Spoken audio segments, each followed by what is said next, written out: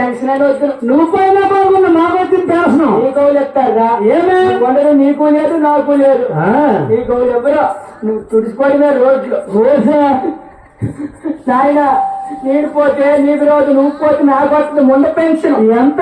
500 కోట్లు. ఏ సెల్కోట్లా కప్పుందివా గాలి ఎక్కువంటుంది బ్యాంకులోరా. అయితే ఒకటి ఆ పెన్షన్ గురించి అలా ఎడతాను, కానీ నాకు ఇది అక్కర్లేదు. ఇది ఎప్పుడో కొట్టకమని అనిపించింది. ఇంటికి వెళ్ళను, పొరుక్కి వెళ్ళను, అప్పింటికి వెళ్ళను, చెల్లింటికి వెళ్ళే, అన్నింటికి వెళ్ళలేదు. నేను కూర్చొని మాట్లాడలేదు. ఏమే నీకు నొప్పి లేదు?